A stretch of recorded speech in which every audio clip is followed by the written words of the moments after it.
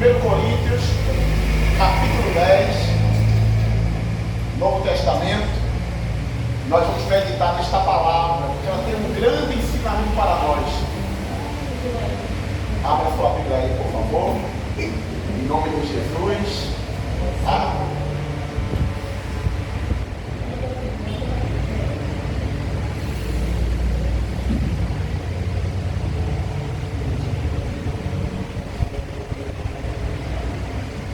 Quem já encontrou a palavra? Diga graças a Deus. Coloca a tua mão sobre a tua Bíblia agora. Vamos pedir para Deus nos dar a direção, para que nós devemos entender a sua boa, agradável e perfeita vontade para a nossa vida. Pai, fala conosco nesta manhã, através da tua palavra, Senhor, e por intermédio do teu Espírito, nos orienta, nos aconselha, nos ensina e nos revela a tua boa, agradável e perfeita vontade para a nossa vida, porque a nossa alma vive do amor, mas o nosso espírito só vive da tua palavra. Então vem nos alimentar, vem nos fortalecer, vem nos encher do teu poder, Senhor. Abre o nosso entendimento, nos faz compreender com o coração a tua vontade para a nossa vida. Em nome do Pai, do Filho e do Espírito Santo. Amém, igreja? Presta atenção aqui agora. Diz assim: exemplos da história de Israel. Ora, irmãos, não quero que ignoreis que os nossos pais estiveram todos sobre a nuvem, e todos passaram pelo mar, tendo sido todos batizados assim na nuvem como no mar.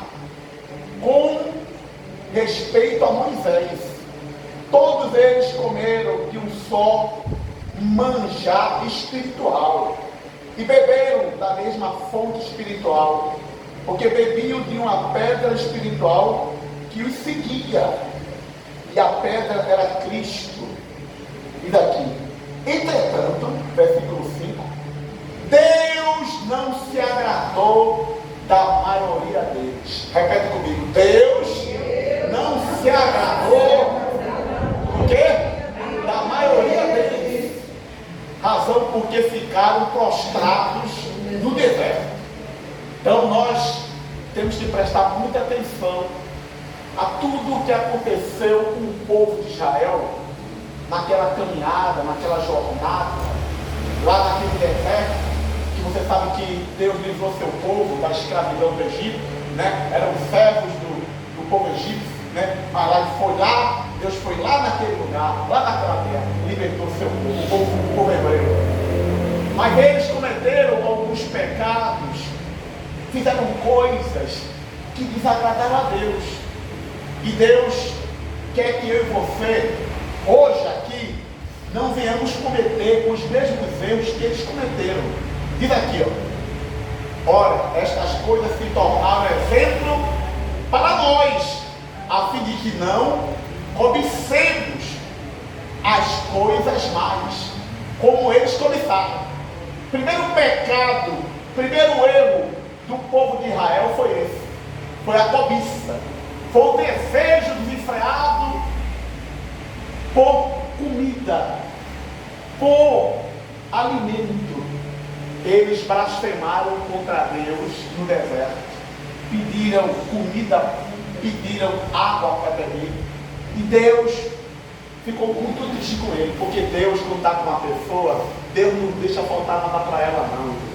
Deus é uma pessoa que é sensível, que sabe e conhece a nossa necessidade. Diga agora a Deus, igreja. Mas eles cobiçaram, eles desejaram, eles chegaram a falar o seguinte: eles chegaram a dizer para Deus que eles sentiam falta da comida do Egito, do alimento quando eles eram escravos. Pode um negócio desse, igreja? Pode um absurdo desse? Deus libertou ele da escravidão, Deus tirou ele da terra da angústia, do sofrimento, da dor. Eles estavam blasfemando contra Deus, cobiçando comida, cobiçando bebida que tinha lá no Egito. Então, o pecado da cobiça primeiro pecado que o povo de Israel cometeu contra Deus. Eles desejaram, né, ardentemente voltar para o Egito e comer das comidas que comiam antigamente. Isso deixou Deus muito triste. A cobiça é um pecado muito sério contra Deus. E a Bíblia nos adverte disso. Abra sua Bíblia aí, Êxodo, por favor, agora, capítulo 20. Deixa eu te mostrar como Deus orienta o ser humano a não cometer esse pecado. Vamos lá para o livro de Êxodo, capítulo 20, versículo 17, por favor. Êxodo é o segundo livro da Bíblia. Passa o primeiro, Gênesis, o segundo é Êxodo. É muito fácil você encontrar. Amém, igreja? Passa o primeiro, que é Gênesis, o segundo é Êxodo, capítulo 20. O versículo é o 17. Diz aqui a Bíblia. Olha aqui, um dos mandamentos que Deus deixou para o seu povo na Bíblia. Você conhece os 10 mandamentos? Um dos mandamentos é esse aqui. Não cobiçarás. Não o que, igreja? O que é cobiçar? É desejar alguma coisa que não é sua por direito. Não cobiçar a casa do teu próximo. Olha aí. Não cobiçarás a mulher do teu próximo, nem o seu servo, nem a sua serva, nem o seu boi, nem o seu jumento, nem coisa alguma que pertença ao quê? Ao teu próximo. Então a cobiça é para isso. É para nós não desejarmos as coisas deste mundo. Que tem pessoa que ama mais os bens da terra do que os bens do céu. Se estão apegados à coisa da terra, amam mais o dinheiro, amam mais as coisas materiais que tem, o carro, a casa. E você sabe que tudo isso, com o passar do tempo, nós vamos o quê? Deixar. Não vai levar para a sepultura. Você não vai levar para o teu caixão. Vai levar, igreja? Vai não, infelizmente. Vai deixar tudo bem para a família. Se eles administrarem bem, vai ficar para a tua descendência. Se administrar mal, vai perder tudo. É uma igreja. É assim a vida. Por isso que Deus criou a lei do dízimo e da oferta. Você vai entender agora. Para que nós não venhamos cobiçar, para que nós não venhamos alicerçar a nossa vida nos bens materiais deste mundo. Porque a Bíblia fala que a raiz de todos os males deste mundo, sabe qual é? É o dinheiro. Os homens se matam por causa do dinheiro, por causa de bens materiais, por causa de herança, por causa de coisas que ficam na terra. É assim, não é? O dízimo tem esse objetivo, de tirar o nosso coração dos bens materiais, porque é dinheiro, é o dinheiro que te sustenta, é o dinheiro que te mantém de pé, é o dinheiro que dá força para você, de saúde para você viver. É, igreja? É não, porque se fosse os ricos que estão agora ali naquele hospital português, ou ali no Santa Joana, estariam muito bem da vida, não estariam, igreja? Porque eles têm dinheiro, não falta dinheiro, a conta bancária dele é investida de dinheiro. Ele tem dinheiro, mas ele não tem o bem maior da vida, que é a saúde, que somente Deus tem para dar. Diga agora a Deus, irmãos. Então, ser divinista da obra do Senhor tem que ser algo que você tem que levar a sério, porque o dízimo, Deus não quer empobrecer você. Deus quer abençoar exatamente aquilo que você tem, aquilo que Ele te deu. Ele quer que você tenha aquilo para deixar para os seus filhos. Diga agora a Deus, irmãos. Então, o dízimo foi criado para remover o nosso coração, isso aqui, a cobiça. O desejo de enfreado pelas coisas, se apegar das coisas. Não. Se você se apegar ao dinheiro, você pode perder o mais importante, a fé em Deus. Porque tem muita gente que correu atrás de dinheiro, correu atrás de trabalho. Perdeu o quê? Perdeu a saúde, perdeu a paz, perdeu a alegria, perdeu a família, perdeu os bens de Deus. Entendeu? Por quê? Porque apoiou a vida dele no dinheiro. É por isso que Deus só pede para você devolver quanto? 10%.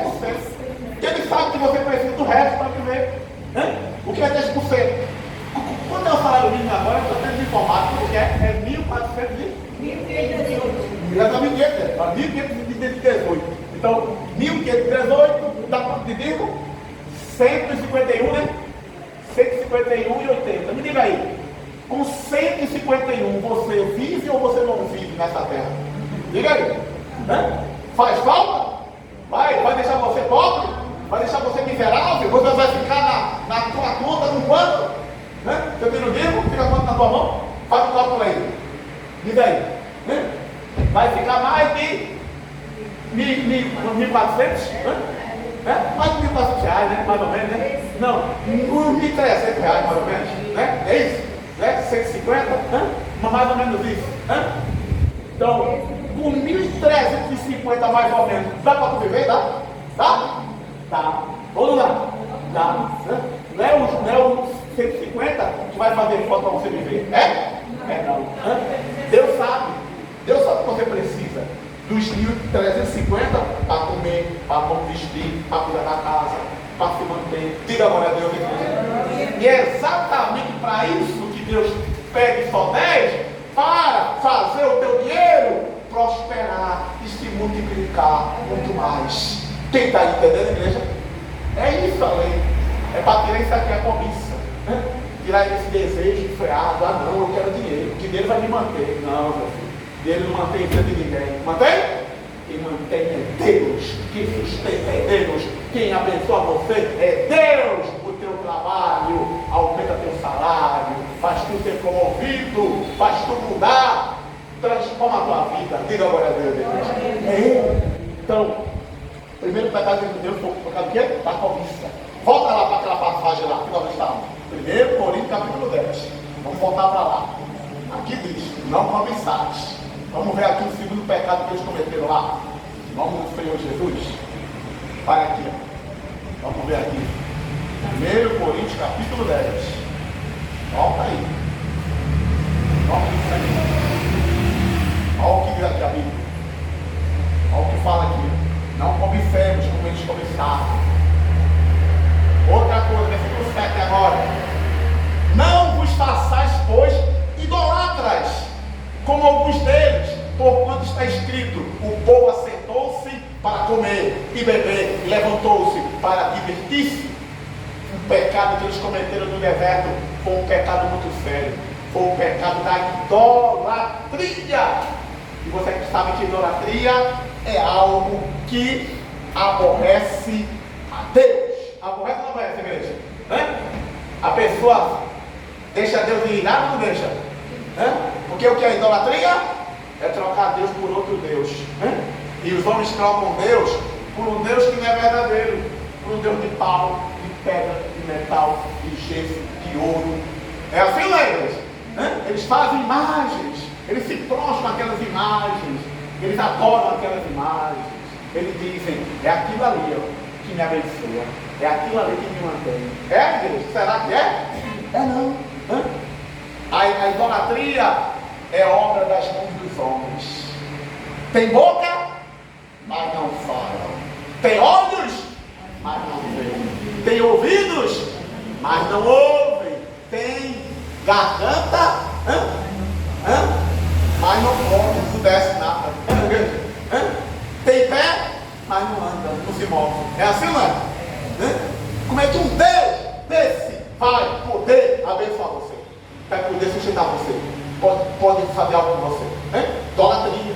Eles praticaram idolatria, fizeram imagens, fizeram adoração a Baal, Peor, levantaram imagem. Quando Moisés estava indo para o monte pegar as tábuas da lei, eles fizeram imagem, e Deus foi irado com eles. Mas fala que mais, só por isso não. Não pratiquemos o quê? A imoralidade, como alguns deles. Então, uma pessoa imoral é uma pessoa indecente, é uma pessoa que não tem respeito pela outra, é uma pessoa que não considera a outra, é a pessoa que se esquece da outra. Tem gente assim, não tem, igreja? Que é imoral, é indecente, é uma conversa maliciosa, é uma conversa safada, é uma conversa de duplo sentido. É assim, não é, igreja? Imoralidades, eles foram imorais. A Bíblia diz que eles se prostituíram. Eles tiveram relação sexual com outros povos. Deus falou, vocês só vão se ter relação com o povo de vocês. Mas eles não.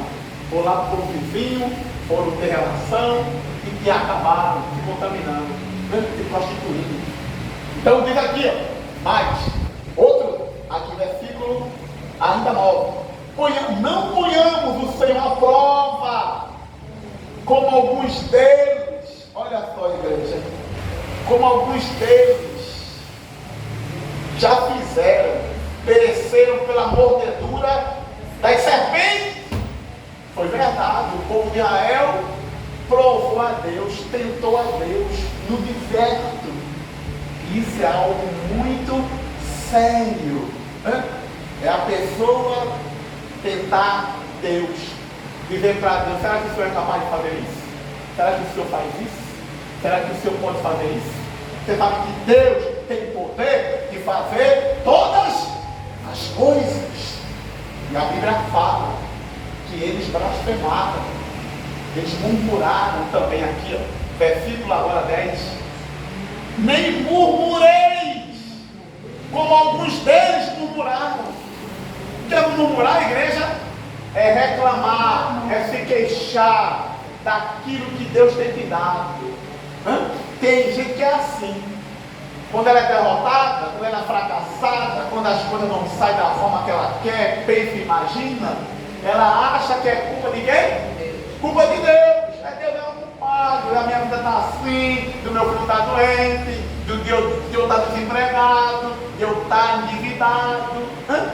Não, Deus não é culpado por nenhum problema da sua vida. Pelo contrário, Ele é a solução para tudo. Diga agora a Deus, igreja. Ele é a solução, Ele é a saída, Ele é a resposta, não é Ele. Mas quando a pessoa murmura, ela reclama. Foi o que o povo fez, reclamou.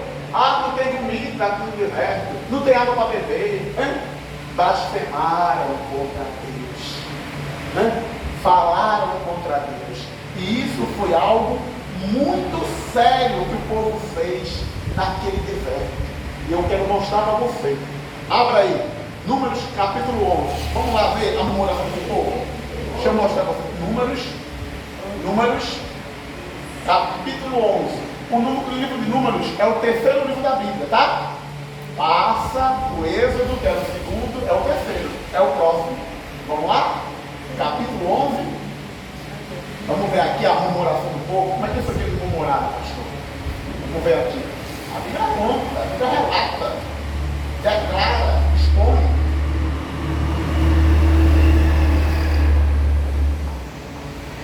Marca aí a passagem que nós estamos, viu? Eu vou voltar para ela daqui a pouco. Coríntios capítulo 10. Tá? Deixa marcadinha aí, daqui a pouco eu volto. Vamos dar uma chegada aqui no Números capítulo 11. Vamos observar aqui essa palavra. Números capítulo 11, versículo 1, tá? Números capítulo 11, versículo 1. Olha o que diz aqui a Bíblia. Olha o que a Bíblia aqui declara, afirma. Queixou-se o povo, capítulo 11, versículo 1. Queixou-se o povo de sua o quê? De sua sorte. Tem muita gente que se queixa, que reclama da vida, tem? Aí o povo vai reclamar aí. Aos ouvidos do Senhor, ouvindo o Senhor, acendeu-se-lhes a ira, o fogo do Senhor ardeu entre eles e consumiu extremidades do arraial. Então o povo clamou a Moisés e, orando este ao Senhor, o fogo se apagou. Diga a glória a Deus, igreja. Olha a murmuração, olha a reclamação que deu. Deixou Deus o quê? Irritado, chateado, aborrecido. Porque tem gente que não sabe agradecer, igreja. O que Deus faz, o que Deus realiza. Só vê problema, só vê fracasso, só vê situação difícil em tudo que acontece. Quem está entendendo, igreja? Não pode ser assim, não. Quem anda com Deus tem que ver o agir de Deus na sua vida. Porque a Bíblia diz que para Deus todas as coisas são possíveis. A Bíblia diz que todas as coisas cooperam para o nosso bem. Quem está entendendo, igreja? Então nós temos que saber agradecer. Nós temos que saber reconhecer aquilo que Deus faz por nós a cada dia. Quem está entendendo isso? Eles reconheceram? Não. Eles murmuraram, reclamaram, né? Se queixaram contra Deus. Né? Deus ficou triste com eles. Né? Deus não aceita a murmuração do seu povo. Né? Se as coisas não estão da forma que você quer, ou da maneira que você deseja, cale sua boca, fique em silêncio. Fale para Deus. Agradeça a Deus que você está vivo ainda. Quem está entendendo, igreja? Porque muitos deles aqui morreram. Blasfemaram, né? Deus falou, está insatisfeito com a vida? Eu vou tirar a tua vida. Né? É melhor eu te tirar daí. Né? Já que tu está insatisfeito com o que eu estou fazendo, estou realizando. Né? Porque tem gente que só vê o quê? Problema. Né? Só fala de problema. É negativo, é pessimista. Né? Não, quem anda com Deus tem que ter fé e esperança no coração. Diga para a pessoa, tenha fé e esperança. Porque se hoje está bom, amanhã vai ficar melhor. É com Deus, gente. É com Ele que eu estou. Eu não vou olhar para o problema, não. Eu vou olhar para o agir do meu Deus. Ele está comigo nessa luta, Ele está comigo no meio dessa dificuldade, Ele está comigo no meio desse problema, Ele vai me ajudar, Ele vai me socorrer, Ele vai me livrar, como Ele me livrou Sadraque, Mesaque, Abednego, da fornalha de fogo, como Ele me livrou Daniel, como Ele me livrou Paulo e Silas daquela prisão, Ele vai me dar um livramento desse problema. É assim que a gente anda com Deus, né? Mas tem gente que, do contrário, vai ficar andando com Satanás do lado. Vai estar andando com o diabo na vida dele. Os demônios só agem todo dia. Ele só vê o diabo agindo, os demônios agindo. Eu vejo a vida agir de Deus. Diga agora a Deus. Deus agiu de maneira poderosa na hora da luta e do problema de Jó. Você lembra de Jó? O homem que mais sofreu na Bíblia? O homem que mais sofreu na terra? Tu sabe o que é isso? Passar pelo que Jó passou? Tu perder 10 filhos só um dia. Se uma mãe perder aqui um filho só, já fica louca. Jó perdeu foi 10. De uma vez só, 10 morreu. Caiu um teto sobre eles. Jó perdeu toda a criação, todos os bens materiais que ele tinha. Ele perdeu o bem mais importante da vida. Sabe o quê? A saúde. Quase que perde a esposa. A esposa falou, amaldiçoa esse teu Deus e morre. Quase que acabava o casamento. Quase. Mas Deus teve misericórdia. Amém, igreja? Mas aquele homem não fez Deus, sabe o que foi? A fé, a confiança, a esperança. Que algo ia mudar. Que algo Deus ia fazer por ele. Amém, igreja? E Deus fez, não fez? Deus deu para ele o quê? Tudo que ele perdeu em dobro. Recebeu mais 10 filhos. Recebeu a criação de volta. Recebeu a saúde de volta. A lepra saiu do seu corpo e foi embora. Diga agora a Deus. Porque é assim que Deus faz. Com quem não murmura, com quem não reclama, com quem sabe ver o agir de Deus na sua vida. Quem está entendendo? Volta agora lá para aquela palavra. Vamos ver agora. E a palavra vai falar mais. Vamos ver aqui. Para lá. Olha o que Deus está falando aqui, ó. Em nome do Senhor. Versículo ainda 10, tá? Não murmureis como alguns deles murmuraram e foram destruídos pelo exterminador. Olha, quem é o exterminador? Quem é que extermina? Quem é que está matando, roubando e destruindo a humanidade? Quem é? É o diabo, é Satanás, é o inimigo da nossa alma, está agindo aí. Né? Tu tem visto algum noticiário? Tu tem visto a violência como está, sem medida? As pessoas não te matam por brincadeira. É ou não é, igreja? Sem nenhum temor, sem nenhum respeito com a vida humana. É ou não é, igreja? Você liga a televisão, de vez a violência diminuir, ela está aumentando, ela está crescendo. É ou não é, igreja? É feminicídio, homicídio, é assassinato, é sequestro. É ou não é, igreja? E outras coisas mais, estupro. Não é ou não é, igreja? Isso é coisa ruim. Por quê? O exterminador está agindo aí fora. O exterminador está agindo aí fora. Mas Deus está agindo aqui dentro. Glória a Deus. Deus está agindo na tua vida. Mas Deus está te guardando, está te livrando, está te protegendo, está cuidando de você, está cuidando da tua família, está cuidando da tua vida. Ele está com você. Ele tem provado que está do teu lado até agora, te defendendo, enviando anjo para te guardar, para te livrar. É assim que Deus faz. Aí diz aqui a palavra. Olha o versículo 11 agora. Vamos acompanhar aqui. Estas coisas lhe sobrevieram como exemplos e foram escritas para advertência nossa. Presta atenção essa palavra aqui. Isso que aconteceu com eles, Deus deixou registrado na Bíblia para que isso não venha acontecer comigo nem com você. Diga agora a Deus, irmãos. Para que nós não venhamos cometer os mesmos erros, os mesmos pecados que eles cometeram. Você viu o que eles fizeram? Cobiça, murmuração, ganância. Aí diz aqui, isso foi escrito para nós o quê? Advertência. Você sabe o que é advertência? Advertência é um aviso para que você não faça aquilo, porque vai causar uma grande consequência na sua vida. Quando o funcionário ele comete algum erro na empresa, ele recebe uma advertência, ou verbal, falada, ou escrita, documentada. É assim, não é, igreja? A pessoa faz alguma coisa que não é de acordo com as normas da empresa, o funcionário vai ter o chamado o quê? Atenção por aquilo que está fazendo. Presta atenção aí. Se fizer novamente, suspensão, 15 dias em casa. É assim, não é, igreja? E vai descontar os 15 dias seu. É assim, não é? O pessoal pede 15 dias. E se continuar no erro, aí vai ser demissão. Aí vai ser afastado definitivamente da empresa. Não é assim?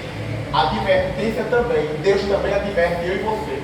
Não faça o que o meu povo fez no deserto. E a Bíblia fala disso com mais detalhes no Salmo 106. Abra aí, Salmo 106. Eu vou concluir nesse salmo para você ver o que diz aqui, ó, a Bíblia. Vamos ver lá, Salmo 106. O Salmo 106 conta em detalhes os pecados cometidos pelo povo de Israel no deserto. E eu quero que você veja, que você acompanhe comigo, a partir do versículo de número 7, tá? Salmo 106, a partir do versículo de número 7, fala dos pecados cometidos pelo povo de Israel na caminhada pelo deserto.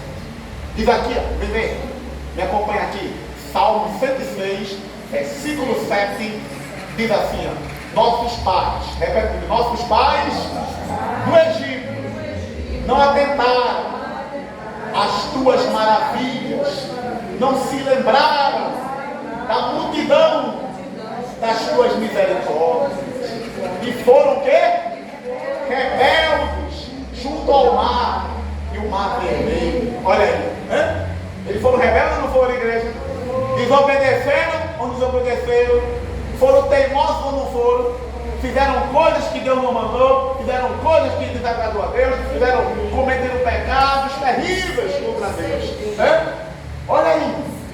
Aí diz aqui, ó, repreendeu, aí diz assim, mas, versículo 8, mas ele os salvou por amor do seu nome. Diga agora a Deus, igreja.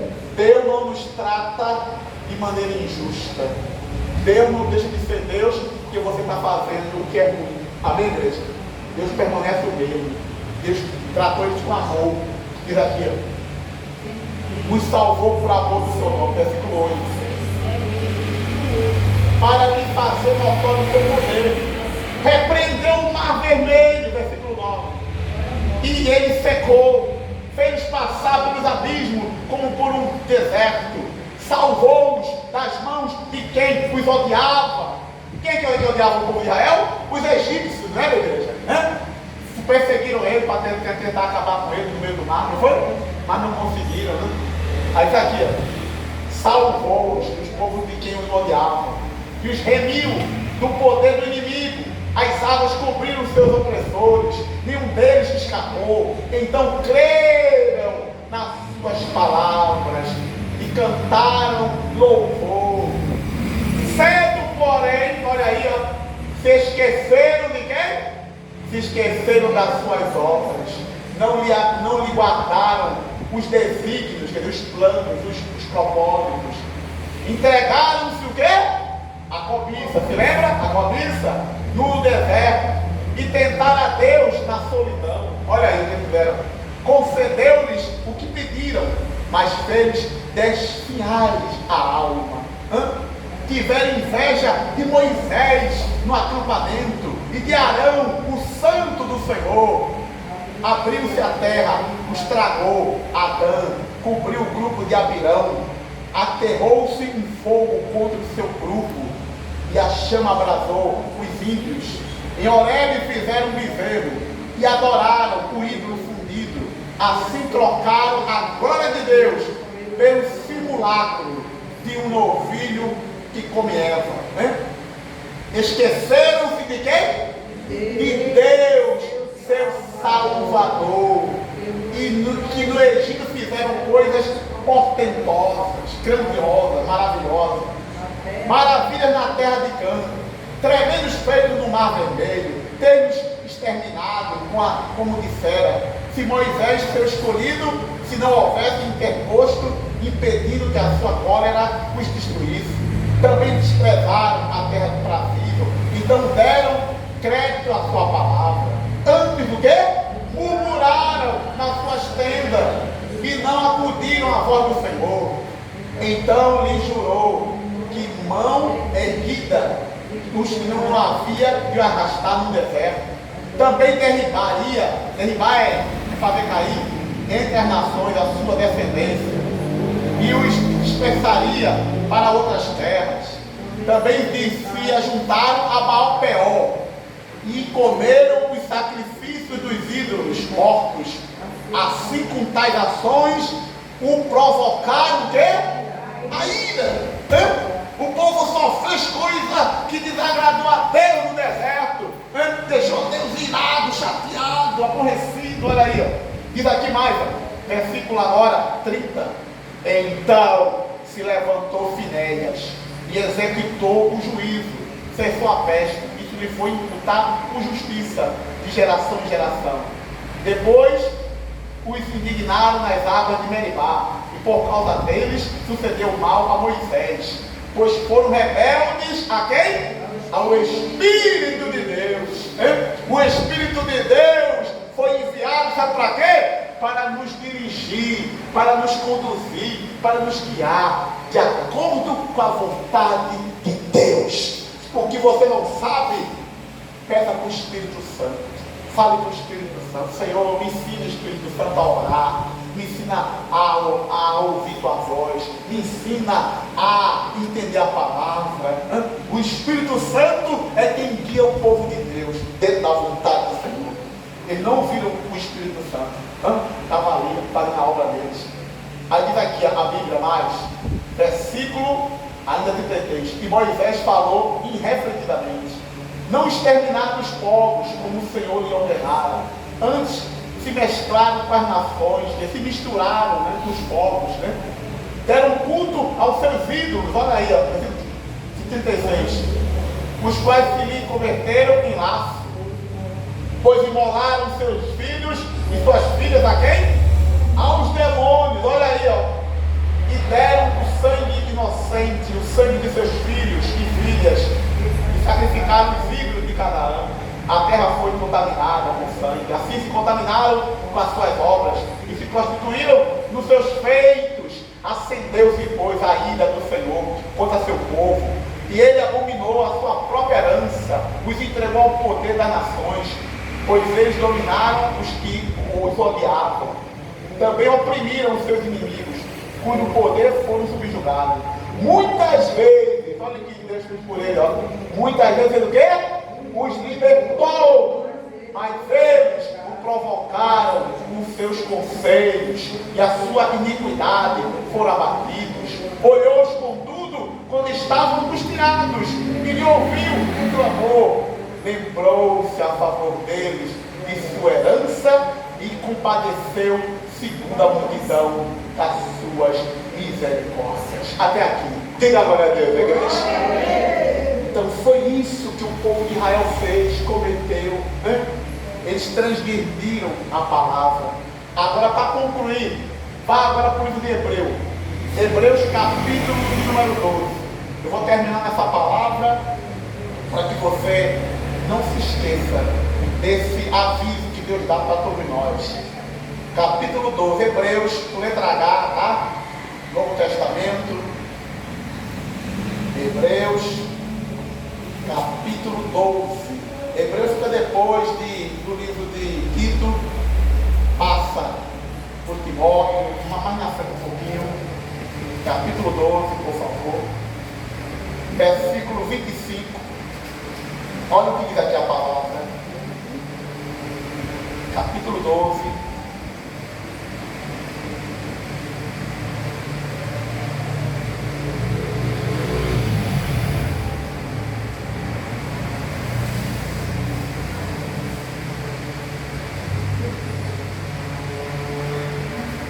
Olha o que diz aqui a Bíblia, capítulo 12 de Hebreus, versículo 25, tá?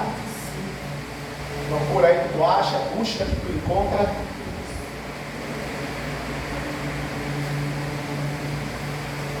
Diz assim a Bíblia: tende cuidado. Repete comigo, tende o quê? Quando Deus manda você ter cuidado, é que você pode vacilar, que você pode errar, que você pode cometer algum erro, se você não tomar o quê? Cuidado, se você não vigiar, se você não ficar alerta àquilo. Então, tendo o quê? Cuidado.